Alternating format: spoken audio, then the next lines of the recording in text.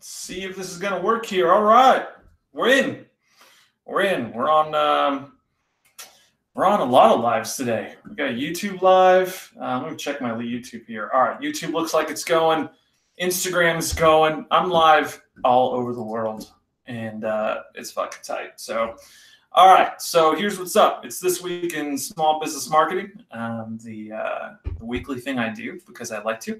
And because I want to share cool information with you. So what I'm going to do is roll through a little series of articles that I've found throughout the week that I've bookmarked and done some research on that relate to stuff going on in the marketing world and kind of digital world. And I try to take those articles, give you the too long didn't read kind of version, give you my take on them and what I think is going on with the how that impacts small and medium-sized business. All while drinking a beer. So that's the brand new beer. Just opened it. It's beer 30 here. It's about 4:30 Pacific time. It's beer time, right? And this week I've got, what do we got? I didn't even look before I grabbed it. Revision Brewing Company, The Bruff, Northeast Style Double IPA. So I haven't drinking this yet. We're going to try it. And yeah, what's up? What's up, Mom? Appreciate that. Kelly, appreciate you joining too. Appreciate it. All right, so here we go. Here's what's going on. So if you're on Instagram, by the way, I'm looking at the Instagram now. YouTube, I'm looking at Instagram. On YouTube, I share my screen. So actually, I'm not even sharing my screen right now. Let's do that. Screen one, share. All right, now I'm sharing my screen on YouTube. So now that I'm sharing my screen, I'm going to get rid of a couple things on it. Man, I really didn't prepare for the live stream today. I just jumped right into it. But yeah, so on YouTube, I share my screen. I look at the articles. I highlight stuff there. On Instagram, it's the first time I've done the Instagram one. So I don't know how it's going to work. I don't know how you're going to pay attention to stuff. Hopefully you just like my voice. If you want to see my screen, then just then go to YouTube. Look up Chris Overlay. You'll find it. So, okay, let's get started with the actual articles. So this is the first one, and really it's the first of about 3 articles that have to do with Facebook. And Facebook, if you go to do a news search for Facebook this week, they're like getting dragged through the mud, okay? Like they're getting their asses kicked. And it's kind of been like that for a while, right? Ever since Cambridge Analytica, they've just been getting smashed, and it kind of sucks for Facebook. I've always kind of rooted for them. If you look at my blog articles, I'm like, what's up? But they just keep getting dragged through the mud, and now it is no different. So what has happened is Facebook has another big leak. According to this article here from The Verge, 540 million user records got leaked. And it includes like 22,000 passwords. So that's a lot. In fact, I use Dashlane, which is a kind of a password software. And Dashlane notified me and said, hey, there was a breach. You got to change your password on all these accounts. And the reason why that's scary is it's not only your Facebook password that's an issue, it's that you probably use that same password for a lot of stuff. So once that password's leaked, it can be associated with your name, and then that's bad, right? Really bad. If somebody can look that up and find out your information. So it's not good to have these leaks. And the scarier part about this is how the leak was discovered. What had happened, from what I can gather, is that the file having all these records was found on Amazon cloud servers. And what had happened is it's against Facebook's policy to store Facebook information on Amazon's cloud servers. So it seems to me that there was some kind of flag that just came up about Facebook information being stored there. Somebody looked at it and they're like, oh shit, all the information is stored over here and this is not good. This is a big old leak. So leaks are not good. What else is not good is the housing department slapping you with a discrimination charge, according to NPR. And that's not good, right? The HUD basically is suing Facebook because they're saying that what do they say here? So let me read this part to you. So HUD also alleges Facebook allowed advertisers certain tools on their advertising platform that could exclude people who were classified as non-American born, non-Christian, interested in Hispanic culture, among other things. It also said advertisers could exclude people based on zip code, essentially drawing a red line around those neighborhoods on a map. And the reason the HUD is interested in this is because of the 1968 Fair House Act. And if you've ever worked in the real estate, housing, lending, mortgage world, by the way, what's up, Alien? Appreciate you jumping on. If you ever worked in that industry, you have to abide by the Fair House Act. And essentially it has to do with like some civil rights stuff that happened that basically says you can't, be racist if you're selling a house. You can't segregate who you sell a house to based on color or that type of stuff, right? And all good things why that law's in place. The issue the HUD is having is that they're saying that these type of companies, mortgage companies, real estate companies, are using the targeting mechanisms within Facebook to target individuals based on race and location and economic status and that sort of thing. And Facebook ended up settling this case. They said, well, I don't know this case. They haven't finished this case yet, but apparently Facebook has settled like $5 million worth. Here it is, $5 million worth of several civil rights cases having to do with housing stuff. Okay. And I think that Facebook, they're settling because, if they really drag this out in court, it's not good. Publicly, it's not a good PR situation. And I certainly wouldn't want to be involved in that. And Facebook already is being dragged through the mud so much that they, I get it. They're just settling, keep it out of the news. This one is absolutely in the news.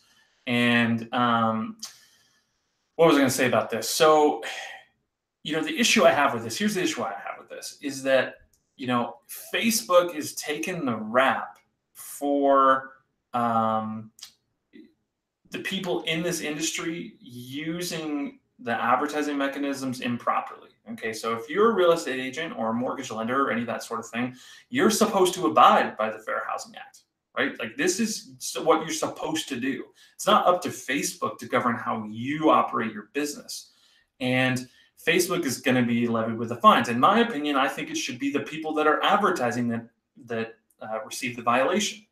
Okay, for example, if you put up a billboard in your city somewhere, you violated the Fair House Act with that billboard, and there's ways to do that. If you violated the Fair House Act with that billboard, who's going to get fined? Who's going to lose their license? Not the billboard company. It's you, the advertiser, the person who put that ad up there. Your business is going to get in trouble. So that's the issue here that I have, is that why are the mortgage companies and things like that not getting fined? And if we extend this out another level further, the people who really suffer from this are the people that actually use the advertising platform properly. Now, what's going to happen is Facebook is going to have to build some part of the algorithm that says that anybody in the housing world, anybody who has a housing real estate type business, they're not going to be able to have access to the targeting mechanisms like age and, interest group and that type of thing. I read a different article about this and they made a really great point. I forget what it was, but I'll kind of paraphrase the point. It's not my own point specifically, but I'll paraphrase it here. They made the point that look, there's certain products that appeal to certain demographics, right? Certain types of people buy, make up more of the market for that product than others.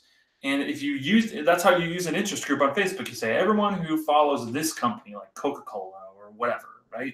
I want to target those individuals. If you use those interest groups as a target, technically you could be in this area of racially targeting, and if you're a housing company, you're going to fall into trouble with that. So what I would rather see is better cooperation between Facebook and the regulatory industries that govern real estate agents and that sort of stuff, people in the housing industry, so that the people that are actually using the platform improperly, going against what they signed off and said, I'm not going to do this according to the Fair Housing Act, those people should get in trouble. Facebook should, just cooperate with the companies that regulate it. But they're going to take the rap for it, and they're going to pay out a bunch of settlements, and they're going to be dragged through the news again. And it's kind of unfortunate for Facebook. I think this is part of like a bigger narrative with kind of in the country right now that we want to attack these tech companies. And believe me, they do a lot wrong.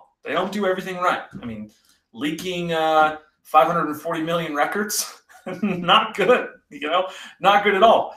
But they do a lot of good things too. I think that so many businesses, small businesses, can now compete with larger kind of corporate level businesses on a local level that they never could have before because of the advertising platform that Facebook and Instagram and Google and all these companies provide. Hopefully we don't see the end of that. I don't think we really are going to see the end of it. I do think that this is going to make another blow. And what happens here is that anytime something like this happens, anytime the bad press happens, anytime that users feel that their data isn't protected, that sort of thing, more and more people leave the platform.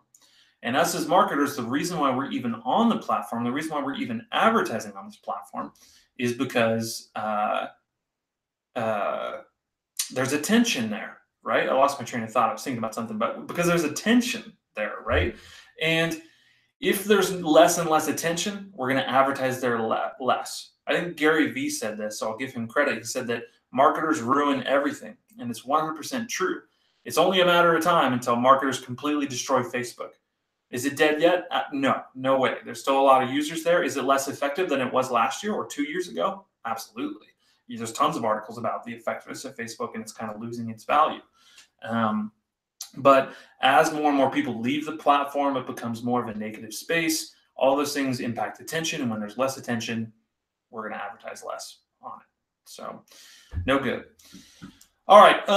You know what I'm going to do before I continue on the YouTube live stream? What I forgot to do before was put my face on there. So I'm going to set that up really quick on the YouTube stream. Let's do that. New movie reporting. So you're about to see some live on the go. Look at that. Boom. So if you've been watching on YouTube, look at me. I'm here now. There we go. I'm going to put me down here. Look at that. We look good down there. Perfect. Now one more thing. See, here's a little how-to on how to make a screen recording work. Use QuickTime. Open up the movie and then go View, Float on top. Boom. And then look, when I click on my screen, I'm staying on the top of the screen. All right, we're doing well. Next thing up is beer. It's kind of hot in here, and I'm thirsty, and it's Friday, and it's been a long week. So, okay. All right. Man, that beer's really good. I'm going to have to check it in on Untapped. Next article. So this relates to the Facebook thing. I've been, reading all these articles that Facebook is basically getting their ass kicked. And I'm like, is Facebook doing anything good? Is there anything that we can say about Facebook that isn't going to be, hey, you suck? And I did find something that came out this week. And I'm going to shrink myself down here a little bit. There we go. And it has to do with Facebook making some good calls from the political advertising spectrum. So what's going on is Facebook is going to briefly block foreign ad buyers in Australia. And this relates to political ads specifically. So let me just read this little first paragraph. The company recently announced that it will temporarily stop foreign entities from buying electoral ads in Australia ahead of the federal elections in May this year. Any ads with references to politicians, parties, or election suppression, political slogans, and party logos will fall under electoral ads. So just to recap that, essentially what's going on is anybody outside of Australia that tries to run a political ad, Facebook is going to block it. Okay, and I think that's a good thing. You know, us here in America, we had a lot of issues with that this last year with the whole kind of Russia, buying a bunch of political ads and trying to manipulate the election. That really happened. You can go look at a whole database of like hundreds of ads that were used to try to influence people's minds and their thoughts about the election. Regardless of whatever side of the aisle you're on, whatever political party you're affiliated with, that's lame. It's really fucking lame. You don't want a foreign entity coming in here and influencing the minds of your citizens. And Facebook has taken steps to try to stop that. And I think that's a pretty good thing. The but statement here is that they're not going to require the same like documents that you have to have in order to, prove that you're running a political ad. They're going to not have the same kind of filters for people inside the country. So really, you could run the same kind of political ads that may or may not be good or whatever, as long as you're inside of the country. And I think that that's kind of a big loophole. What's to stop, a foreign entity from setting up some type of VPN or having some type of local affiliation to have, setting up some type of like company on Facebook. Here's how easy it is to set up a company on Facebook. You just go to facebook.com, add a new profile, set up a company, and you're good. You can start running ads almost instantaneously. So how does Facebook really govern that? That's really the question. And I think that's a big old loophole that's going to get exploited too. And the scary part about Facebook is that they face some pretty hard opposition to foreign, entities messing around with local elections. For example, and it's not just in Australia, and it's not just in America. According to this article, Indonesian governments took a similar stance by threatening to shut down Facebook if they found any external interference during elections. Facebook employees in the country could be imprisoned for up to 12 years or fined as much as $871,000 if they were found involved in breaching the rules. Also, with the European Union, they had the GDPR, which regulates how user data is used, and there's lots of fines associated with that. So the scary part about this with Facebook is that if they don't deliver on this, like, don't let foreign entities involved thing that they're promising, then it's not good. So good news for Facebook. They're trying. Hopefully they don't mess it up. Yeah, because, I don't want to see Facebook go down. I think it's an awesome story. Zuckerberg, this whole, that's really the American story. He came up with this thing, won it, made it huge, made a ton of money, made a lot of people's lives better, connected more people. And I would hate to see him go down like that. But we'll see what happens. Another election's coming up. We'll see. All right, beer time. Cheers to everyone. Cheers to everyone. Cool. So, moving on from Facebook, but staying in the social media world, we're going to talk about Snapchat. Snapchat thinks they're trying to be cool here. Okay, they vow to be better at privacy than Facebook. I think Snapchat and Facebook, it's known they've had beef, right? They don't really like each other. Facebook tried to buy Snapchat years ago, and Snapchat gave them the finger and said, "We're cooler than that. We don't need you." And then they've struggled ever since with stock prices. So maybe they should have got bought by Facebook. I don't know. It was like something like a $5 billion, maybe not five, it was like $2 billion valuation at the time. I've never been shown $1 billion, let alone 2 billion, but it would be hard for me to turn that down. Anyways, we're not here to talk about that. We're talking about what Snapchat's saying about privacy and their new advertising platform. So this is what it centers around. And I'll give you the too long didn't read version of this article. If you want to read the whole thing, it'll be linked in the YouTube description. So go check it out there if you want to read it. But what's going on is Snapchat basically announced that they have a new way for advertisers to advertise. And what's the big old surprise? What's the thing? It's an audience network. Boo! That's lame. What is going on is if you're not familiar with what an audience network is, I'll give you the rundown really quick. Essentially what it is you can go to a platform like Facebook and now Snapchat and pay Facebook to place ads on websites that are not Facebook. Okay, Google does it too. It's called the display network on Google, and it's all sort of things. It's websites, it's like mobile applications, games, that sort of stuff. Now, that speaking as an advertiser, excuse me, burping because of the beer. That speaking as an advertiser, audience networks aren't that effective. Okay, I've used them a little bit. I think Google's display network is the best of all of them, but the audience network on Facebook isn't that good. At best, it's good for like getting a ton of impressions. So if you want to put your stuff in front of a shit ton of people, then you can do that. but are you going to try to really drive conversions? So if you're an e-commerce company and you want to drive conversions, like actual, like somebody clicked and then eventually bought off your website, the audience network is not good for that. There's lots of literature that supports that. I haven't seen a lot of success using the audience network. It's just not that good. So Snapchat announcing that they have their big announcement is an audience network and is kind of lackluster, right? Furthermore, they talk about privacy concerns like, yeah, we're going to use some of your data, which you have to use user data in order to make a audience network work, right? You have to be able to aggregate something because they have to be able to based on interest. You have to be able to show that ad on a website that's related to whatever that person is interested in. So there has to be some data going over.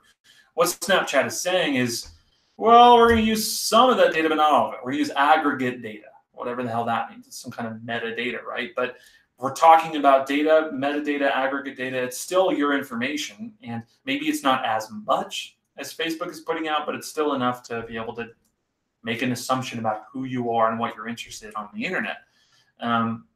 The issue I have with this and why I think it's lame is that the audience network sucks. Why are you copying what Facebook is already doing and what Google is already doing? They do it way better than you're ever going to do it, Snapchat. So why are you doing that? Instead, what you should do is do what you do best and double down on it, right? Like, here's why Snapchat advertising is cool, is because what you can do, my favorite thing on Snapchat advertising is that you can pop a geolocated ad.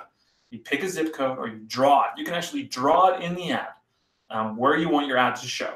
And what that does is when users are in that area, they can like flip over to a filter that's customized for the brand. So like a perfect example is if an event is going on. Let's say there's like a beer fest, since we're drinking beer, and we'll talk about a beer fest. So if there's a beer fest going on in your local area and you know about it that day, you can do a geolocated Snapchat in that area, and it's a customized one to your brand. So you can put whatever you want. You can put sunglasses, you can put like a logo, you can do whatever you want. I think that's awesome. So, and it's unique to the platform. Nobody else is doing that. You can't do that on Instagram, can't do it on Facebook. It's just totally unique to Snapchat. However, the hard part about it is that it's difficult for like a small business owner who isn't very tech savvy to do a cool thing with the filter. To make like an animated thing with like, something exploding or like a cat rolling across the screen or something like that, right? That's hard. You can't do that unless you have some type of programming or graphic design stuff. Even doing a stagnant filter is difficult to do because you need to have Photoshop and you need to understand how to design that, which you may have to contract or whatever. Snapchat does provide some resources that make that a little bit easier. At least give you guidelines for it, but like they're not giving you the whole rundown of whatever to actually build it. What I would suggest Snapchat does, don't worry about the audience network. Sure, have it because it's going to be a little bit of a revenue gen for you. Instead, focus on building a native system that allows people to build a custom animated filter that they can geolocate. That is way cooler than an audience network. And that would drive more ad dollars. Me as an advertiser, I'd be down for that because I could advise my small business clients to get involved there. Right now, it's a little bit difficult to do that because it's like, well, now we got to contract graphic design. You want an animated one, it costs more, et cetera, right? But if you can make it really easy, then small businesses don't even need to have a marketing consultant to do it. They can just do it. They can just advertise. And that's the beauty of the Facebook advertising platform is that you can just advertise. You don't need a consultant. You don't need a crazy, degree in whatever to advertise on the platform. You can just do it. So that's what I think Facebook should do. Or excuse me, that's what I think Snapchat should do. Quit talking about this stupid effing, audience network and do something cool with the platform you already have. All right, that's enough about Snapchat. I went on about that enough. So let's go on to our last topic of the day. And we keep coming back to cannabis companies, and I think it's a cool thing because it's such an emerging market. There's a lot of stories that go on around it. So we're just going to keep talking about it until it's boring. So, okay. So here's what's going on with cannabis companies. And this is a story about cannabis companies, but it's really about the TCPA. And the TCPA is the Telephone Consumer Protection Act. And if you worked in a call center, you know about this. because you've probably heard of the do not call list. You do not call anybody in the do not call list. Why? Because it's a big old fine. So that's why, anybody if you answer the phone, and you say you're on the do not call list, they're most likely going to hang up with you instantly because it's a big fine. These guys label it out. These are a couple of lawyers that put together this article from what I can gather here on New Cannabis Ventures. But essentially it's like a $500 to a $1,500 fine per violation. And when you're dealing with call center stuff, you're dealing with like thousands of names at a time. So it's not just a $500 fine. You're really doing $500 per violation, and you can have multiple violations in a given day or given week. So it's a big deal to violate the TCPA and call somebody and harass them that's on the do not call list. Now, what's going on though, and how this relates to the cannabis industry, is that the cannabis industry is pressured, right? They can't really advertise on Facebook. They can't really advertise on Google. They can't really advertise on TV. It's difficult for them to advertise anywhere else. So what do? Text message marketing. Seems like a reasonable solution.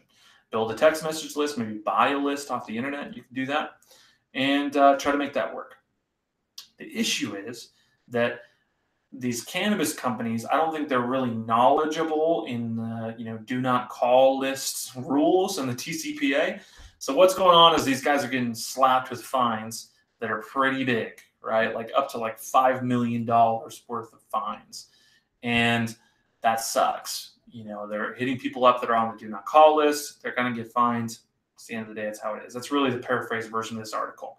If you want to read the whole thing and, talk about they're going to talk about like how this really all went down and what the rules are and that sort of stuff, then go for it. But the too long didn't read version is cannabis companies are hitting people up on the do not call list and they're getting fined for it. Here's the simple solution. So if you're in a company, this doesn't necessarily have to deal with just cannabis companies. So if you are a business and you're saying, hey, you know what, I want to text message market people. Oh, I guess I can buy this list off the internet. You can do that. Here's what you got to do. If you're going to buy a list off the internet, then you need to make sure that company that you're buying from screens their list against the do not call list. Okay, that's a big one. Make sure that happens, because if it doesn't happen, then you shouldn't be buying leads from them because they're probably bullshit leads. Okay. Second thing, if you are gathering your list from somewhere, even if you have permission from the person to text message them, you could still issue a fine if they're on a do not call list. Okay, because text messages are part of the do not call list. It's any kind of communication via a telephone device. What you can do is, if you get a list, you can go to a website like this one. I'm not advocating for this one. I just did a quick Google search for DNC scrub list, and this came up. This was like an ad that popped up. It's one of the first ones. I put a number in here, 10,000 lists, and for $63, you can scrub mobile devices for the do not call list and weed out anybody who's on there. And let me tell you, $63 is way better than $500 per violation of that list. So the moral of the story, scrub your damn list, and I don't really blame, these companies. You kind of have to be like sympathetic of them because they don't know anything about the do not call list. These guys are probably entrepreneurs or people that have never been on a call floor before. They just don't understand that that's even a thing out there. Really, my blame is on the people they're getting the lead lists from. They should be explaining this and saying, hey, you got to watch out for this. If they're just gathering the phone numbers, that's a different story. It would be like completely over their head. They would never catch on to it. But I'm rooting for the cannabis guys. I'm a fan of the legalization of it. I think it totally should be there. I think it's a massive industry, and it's only going to get bigger.